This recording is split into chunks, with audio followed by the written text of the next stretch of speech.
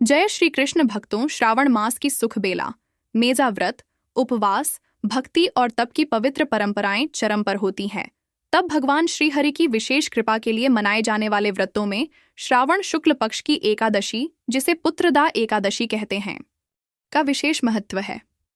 यह व्रत केवल संतान सुख के लिए ही नहीं, बल्कि जीवन के समस्त पापों से मुक्ति, आत्मिक शुद्धि और मोक्ष की दिशा में भी परम सहायक माना गया है।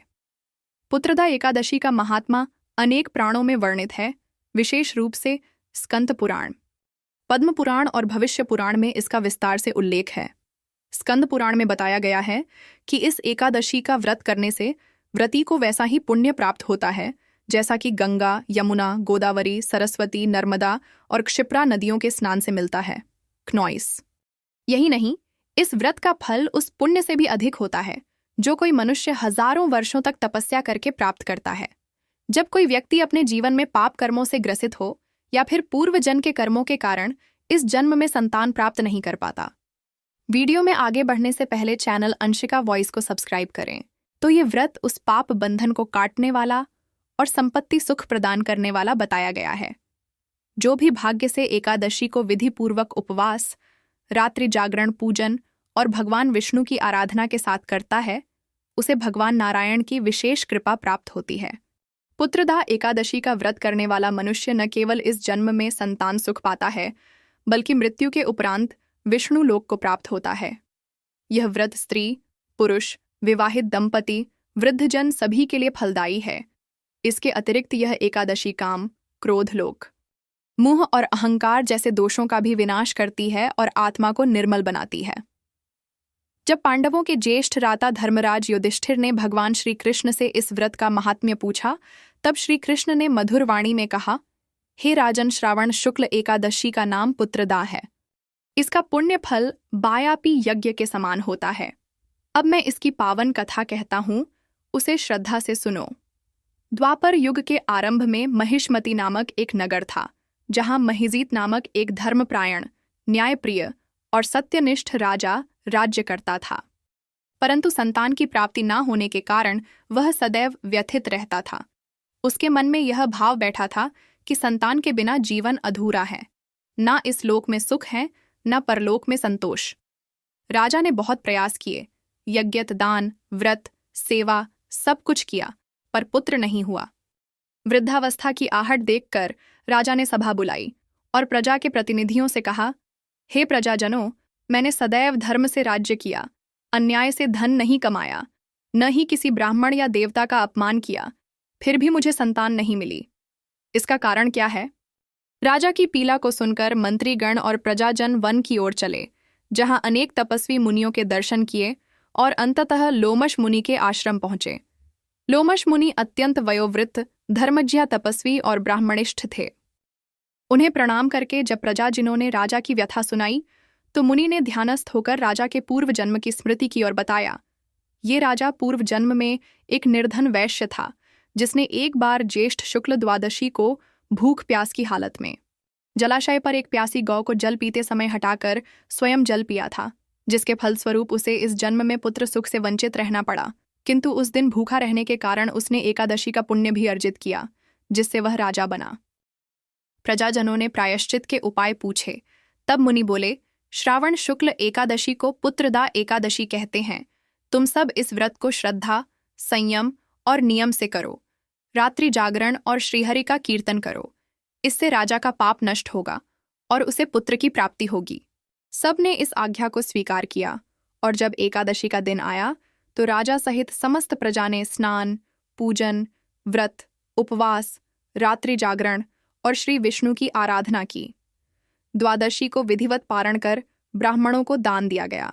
उसी पुण्य के प्रभाव से कुछ समय बाद रानी ने गर्भ धारण किया और समय आने पर एक तेजस्वी धर्मज्ञ वीर पुत्र का जन्म हुआ। समस्त राज्य में उत्सव छा गया। भगवान श्री कृष्ण ने युधिष्ठिर से कहा, हे राजन, इसीलिए इस एकादशी का नाम पुत्रदा पड़ा। और जो भक्त संतान की इच्छा से अथवा आत्मिक संतोष की कामना से इस व्रत को करता है, वह पुण्य, कीर्ति, संतति और अंत में वैकुंठ प्राप्त करता है। इसका महात्म्य जो श्रद्धा से सुनताया कहता है, वह सारे पापों से मुक्त होकर संतान सुख भोगता है और मृत्यु के पश्चात स्वर्गलोक को प्राप्त करता है। इस प्रकार यह व्रत केवल एक तिथि नहीं, बल्कि भक्त और भगवान के बीच एक दिव्य संवाद, एक आध्यात्मिक सेतु है जो हर अधूरी कामना को पूर्णता की ओर ले जाता है। हरिओम तत्सत।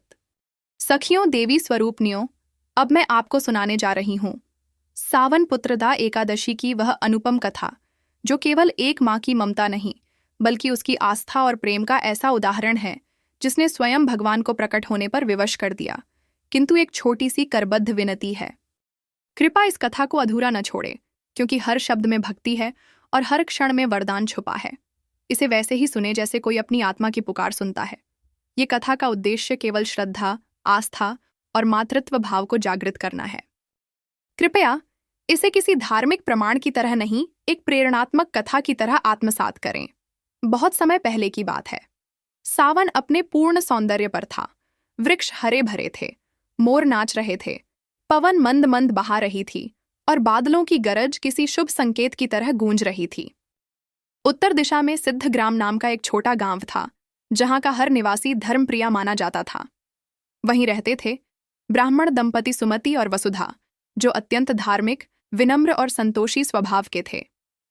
वसुधा एक शांत, स्नेह और देवी तुल्या स्त्री थी, जो प्रतिदिन तुलसी को जल देती, द्वार पर गोबर से अल्पना बनाती और रसोई बनाते हुए भगवती लक्ष्मी के भजन गाती। परंतु उनके जीवन में एक अभाव था, संतान का। उन्होंने यज्ञ, व्रत, तीर्थ सब किए, परंतु मातृत्व का सुख नहीं मिला। वसुधा का मन रोज टूटता और जब अन्य स्त्रियां अपने बच्चों को तिलक करती दूध में झुलाती, तो वह चुपचाप तुलसी के पास बैठकर अश्रु बहाती। एक दिन जब सावन शुक्ल पक्ष की एकादशी आई, वसुधा की आंखों में नई आशा जगी। उसने पति से कहा, स्वामी, मैं इस बार पुत्रदा एकादशी का व्रत करूंगी। कहते हैं भगवान विष्णु इस दिन माताओं की पुकार सुनते हैं। उसने संकल्प लिया, गंगा जल से स्नान किया, तुलसी को प्रणाम कर भगवान विष्णु के सामने दीपक जलाया, अन्न नहीं खाया, केवल ओम नमो भगवते वासुदेवाय का जाप किया। रात्रि में उसने उस राजा की कथा सुनी जिसने पुत्रदा एकादशी का व्रत कर संतान प्राप्त की थी।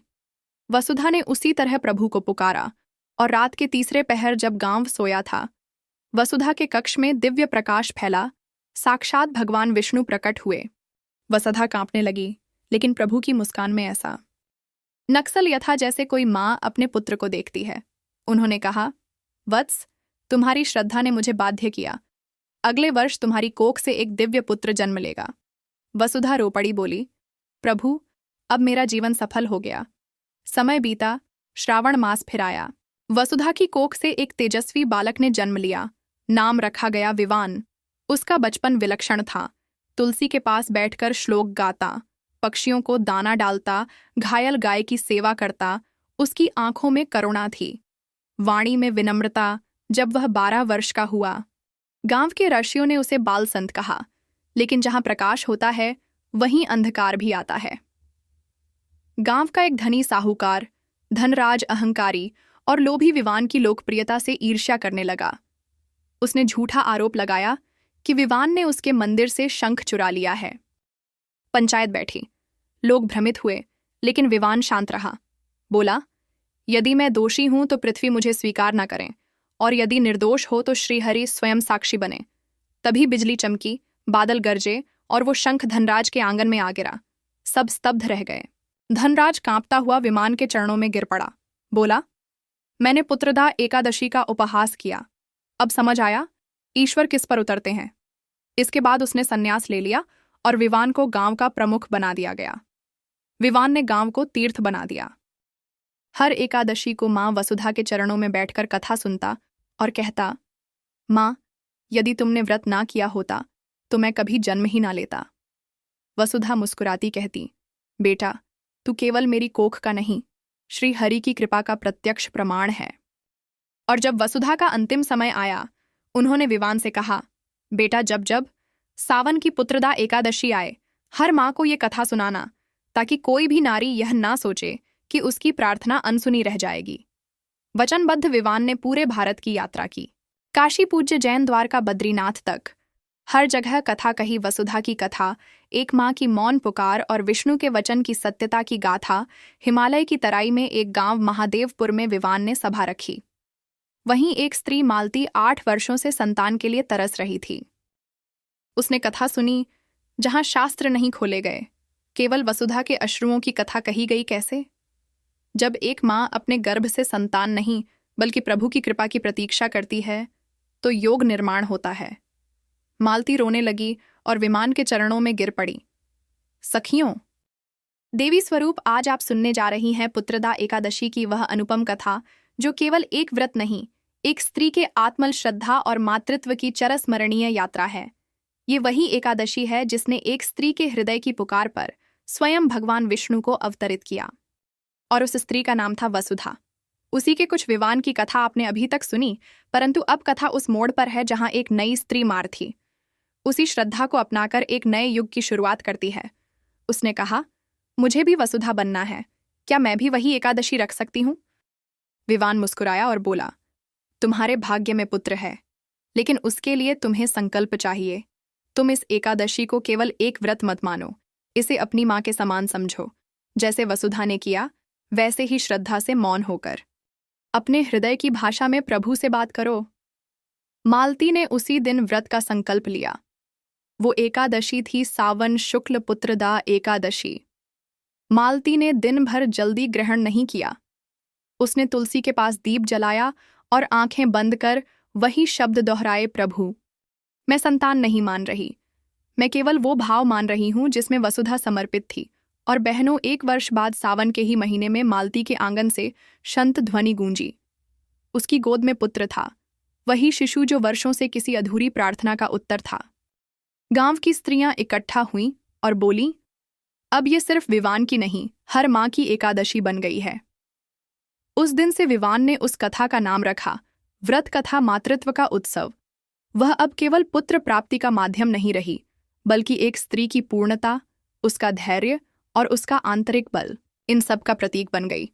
विवान ने देश के हर कोने में ऐसी सैकड़ों माताओं को प्रेरित किया। उसकी हर कथा में वसुधा की आवाज गूंजती थी, हर मंत्र में माँ के आंसुओं की तपस्या होती थी। विमान अब केवल एक पुत्र नहीं, बल्कि धर्म के पुनर्स्थापन का प्रतीक बन चुका था।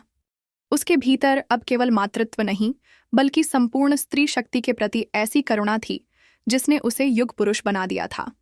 उसने संकल्प लिया कि अब भगवान विष्णु से ऐसा वरदान प्राप्त करना है जिससे हर माँ को केवल संतान ही नहीं, सद्गुणों से युक्त संतान प्राप्त हो। इसके लिए वह हिमालय की ओर गया, जहां वह ध्यानस्थ हो गया। ना नलिया ना जल, बस जाप किया, ओम नमो भगवते वासुदेव। आए दिन हफ्ते महीने बीतते गए और फिर आई वही पुत्रदा एकादशी, जिस दिन वसुधा ने व्रत किया था।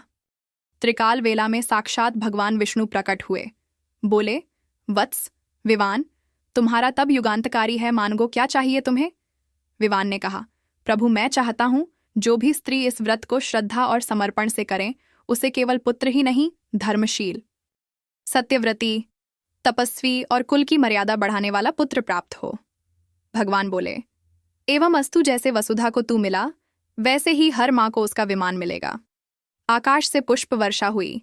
तुलसी के समीप बैठा हुआ साधारण बालक अब शास्त्रों में स्थान पा चुका था। संत विवान का नाम देश देशांतर में गूंजने लगा।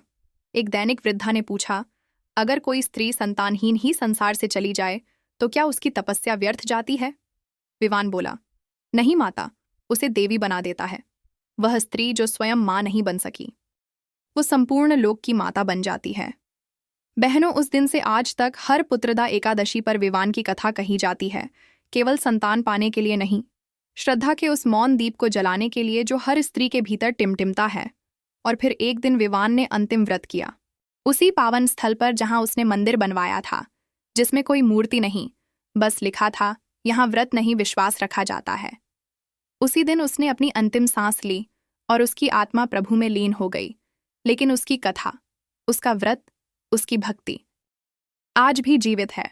और कहते हैं, जहां जहां यह कथा सुनाई जाती है, वहां माँ वसुधा की आत्मा आशीर्वाद देती है और भगवान विष्णु की दृष्टि उस घर को दिव्य करती है। तो बहनों, इस पुत्रदा एकादशी की यह व्रत कथा केवल किसी देवी की जन्म की नहीं, बल्कि हर स्त्री के भीतर छिपे उस विश्वास की है जो स्वयं भागवत कृपा को जन्म देता है। यदि आपको इस भक्ति भावना से परिपूर्ण कथा ने आपका हृदय छू लिया हो तो कृपया इस वीडियो को लाइक करें। अपने सखियों और परिवार के साथ शेयर करें, चैनल को सब्सक्राइब करें और कमेंट में ज़रूर लिखें।